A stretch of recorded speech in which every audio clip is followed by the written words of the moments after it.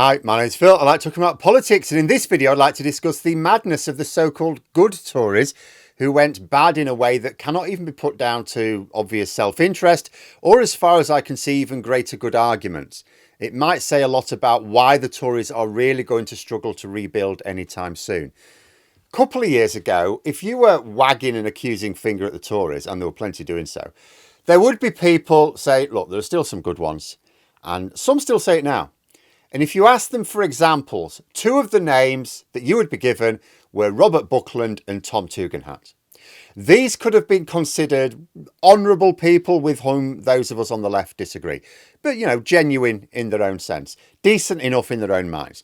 But they both chose to join a Conservative government which had delivered Brexit, already a self-destructive concept, and in the stupidest way imaginable. Neither of them thought this was a good idea, but you could understand them sticking with the party in the hopes of steering them right in the future. It's the greater good argument. And although the greater good argument is often used to back the most terrible ideas and commit the most wicked acts, there are times when there are genuine cases when you are actually working for the greater good. You're holding your nose, you're doing something because you're trying to steer something in a better direction. And that's fine and that's laudable. After all, if good people abandoned the Tories just because they'd gone pretty much full evil, who would steer them back? And it was understandable that until Brexit did its work, there was no steering the Conservatives away from that path.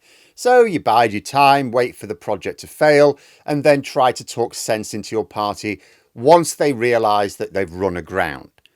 And I'm sure there are a few Tories in the party who are wanting to do just that. Perhaps the time is still not right because the factions within the party arguing that they weren't insane enough are going to win the next round as well. But eventually they will fail. When that argument runs out of road, and it will be those who didn't join in who will be listened to next, and they will be the ones to get their party back. Assuming we don't finish them off at the next election, that is, I still have hopes. But Robert Buckland and Tom Tugendhat haven't chosen this path. They made their Faustian pact in return for power. Seat at the table in government. Robert Buckland in cabinet. He agreed to serve as Justice Minister in Boris Johnson's government, which of course meant he was in charge of prisons. So he is the one who actually began our process of the prison system collapsing, who went along with the usual Tory line of we must lock up more people and increase the sentences for those who have already been locked up, both of which obviously will increase your prison population without building any new prisons to meet the demand. And now that his party is out of power, he's attacking Labour for the early release of prisoners when not only was that the policy of his party in government for the best part of a year, with no complaint from him, but he's a barrister. He knows how prisons work. He knows that when a prison is full, it's one in, one out. If you don't release prisoners early, that means you tell judges to stop sentencing people to prison at all. There's no room. Which is exactly what happened under his party in government. Buckland is especially crazy, I think, because he fell out of favour when Liz Truss fell. So he was never part of Sunak's government. So he sold his soul for the Johnson project, which anyone with a brain knew was doomed from the start. And all he got out of it was 3.5 years in cabinet. He could have used the time since to change course. After all, by the time Sunak came in, and he was on the back benches again, the party was lost. That was it. It's over. Game over. It was just a case of how badly we're going to lose. Brexit and then Truss did their work and the Conservatives were going to lose the next election. He could have decided to adopt the role of, look, I joined Johnson's cabinet and Truss's cabinet to try and steer the party towards more sensible policies. I wasn't able to do it. And he could just segue into being the quiet voice of reason, not sparking divisions, but the quiet voice of reason, calling out the culture wars, as some Conservatives did, and find themselves eventually on the winning side. Instead, he's doubling down on the crazy in the hopes of finding patronage with the swivel-eyed loons. Why? Even if the next nutter to take over offers him a position in their shadow cabinet, of what use is that to him? He's never going to be in government again while he adopts this line. If the Conservatives ever return to government again, it will not be whilst led by the sort of nonsense he's spouting now. It will be led by someone, whom we might not even know about at the moment, it could take that long, who says to the public, we messed up, We allowed the wrong people to decide our policies, but that's over now, and we're going to adopt grown-up politics again. They'll probably be lying, as I was discussing recently, but that's the line they will have to take. Buckland could have been part of that group. People who know more about him than I do believe he would be much more comfortable within his own soul being part of that group. And yet he chooses to side with the rhetoric of those he knows are not only charlatans, but have led his party to ruin. Why? Perhaps because he never was one of the good ones. Or perhaps he just doesn't see a way back for his party and thinks the swivel-eyed loons have well and truly taken over and that's it now. He's joined them. He may as well stay with them. Either way, he's put his party political career ahead of everything else with no guarantee that he will ever be a senior member of his own party ever again. And he's damaged his reputation amongst the legal profession. A once respected senior barrister in his own right. He was a QC at the time before he ever became a justice minister, and even just a few years ago being pointed at as an example of a decent Tory trying his best to steer the party to better waters. He's now chosen to completely destroy his reputation for the sake of appealing to people who've not only destroyed his party, but are going to carry on doing so until they're stopped. He has decided that if anyone is going to stop them, it's not going to be him. Then there's Tom Tugendhat. I would say even more baffling, because he never joined the government whilst it was benefiting from Brexit or appearing to. Back when Boris Johnson was Prime Minister, you could absolutely see Tugendhat as one of the decent ones. He'd even tried to raise the alarm about the extent to which Putin was influencing British politics. A distinguished career in the military with a clear sense of national duty. What happened? He only joined the government when Liz Truss became Prime Minister, continuing in his role under Sunak.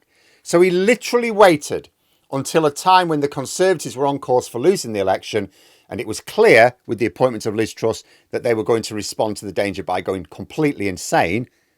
They all knew she was mad. He even backed Truss against Sunak, possibly strategically because he knew she'd win and wanted her patronage. But that makes it even worse.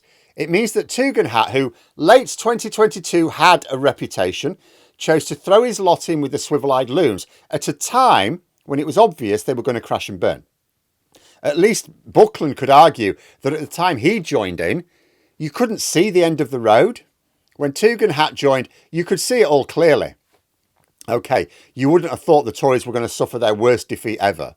Worse even than the election which literally ended the official Tory party, as it used to be, and led to the creation of the Conservative Party in its modern form.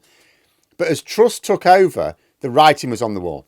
Partygate had caused fatal damage to the Tories on public duty grounds, and Truss was about to do so on economic grounds. And plenty of people said so at the time. And Brexit, which Tugendhat also knew was a terrible idea, was going to undermine living standards, whether or not people recognised the link. Falling living standards, always a bad time for a government. Although as I would say polling did show at the time, a lot of people were seeing the link. It was just a special sort of madness. And Tugendhat is also pushing this line on prisons this week himself. This is what I mean about the fact he wasn't just, the greater good arguments about throw your lot in, try and steer the party along more fruitful lines. Now's the time for the fight, and he's still throwing his lot in with the loons. He's seen for himself the destruction of his party by these people. He must know they don't have the answers to return to power, and yet he's still playing their game. Like Buckland, he'll never be embraced by the factions he's trying to appeal to. They know he's not one of them. They may appoint him to some worthless role as a shadow minister somewhere, some token nod to those they see as outsiders. The Tories would like to expel people like this from the party altogether. Also seems crazy. The reason the moderates sat back and appeased the lunatics amongst their numbers, we are led to believe, is because they prioritised the stability of their party over everything else. But it's failed. The party's not stable. This appeasement has repeatedly failed. Every time they appeased, more was demanded. Every time more was given, more instability. More is still being demanded. It has led to the worst defeat in their history, by some margin. In opposition, and if they accept that things aren't going to improve until they change course, now is the time when it's safe to stand up. If it causes further instability in the party for gain later on, what's the harm? They're out of power for some time if they don't sort themselves out. They are not coming back to power on the back of already failed culture wars. The party is currently sounding the alarm about numerous Labour policies which the grounded ones know are actually going to become good by the next election. The reason why some of the moderate Conservatives didn't pursue some of the policies Labour are now is largely because of NIMBYism. And yet these two still add their voices to the agents of ruin rather than take up the fight against them. And so it does beg the question, if these two were being credibly described as good Tories, and there was reason to do so, why are they behaving as they are now? Because they are focused on short-term patronage and the lunatics are still in the ascendancy, is that it? In which case, can we really say that they're good? Or is it because they think their party's already lost and it's only a matter of time before it fundamentally changes, as it did last time in the 1830s? In which case, not only not good, but not up for the fight either. Which is an odd thing to say about a senior barrister and a former army major who has seen extensive active service, which is why both of them baffle me. I just don't see what they think they stand to gain for either themselves or their party. But it is why I think the party is going to struggle to rebuild. Because even the sane voices carry on pretending to be crazy, the Conservatives are going nowhere. But there we are. Those are my thoughts. If you enjoyed the video, please subscribe for further content and click the like button. You can also sign up for memberships if you'd like to support the channel further. Thanks for watching. Until next time, I'll see you later.